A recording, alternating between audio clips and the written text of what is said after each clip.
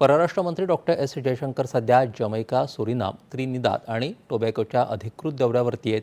या दौऱ्याअंतर्गत सुरिनामची राजधानी पॅरामारिबो इथं त्यांनी सुरिनामच्या राष्ट्राध्यक्ष जेनिफर गिर्लिंग्स सायमन्स यांची भेट घेतली. दोन्ही देश सखोल आणि दीर्घकालीन संबंधांची पूर्ण क्षमता साकार करण्यासाठी कटिबद्ध आहेत असं जयशंकर यावेळी म्हणाले.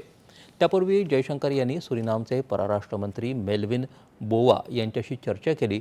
9व्या संयुक्त आयोग बैठकीच्या निमित्तानं भारतीय आणि सुरिनामच्या शिष्टमंडळांनी भारत सुरिनाम संबंधाचा सर्वसमावेशक आढावा घेतला.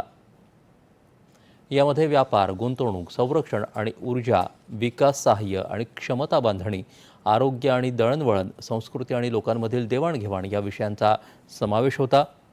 या चर्चेच्या निष्कर्षांमुळे भारत सुरिनाम संबंध अधिक दृढ आणि वैविध्यपूर्ण होतील असा विश्वास डॉक्टर जयशंकर यांनी व्यक्त केला.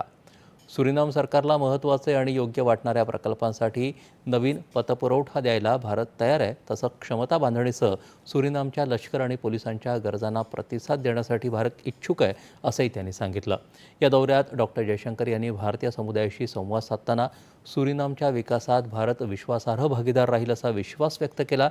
तसंच 1902मध्ये न्याय्य हक्कांसाठी प्राणाहुती देणाऱ्या भारतीय मजुरांच्या स्मरणार्थ उभारलेल्या मरियनबर्ग इथल्या शहीद स्मारकावर जाऊन त्यांनी आदरांजली वाहिली. यानंतर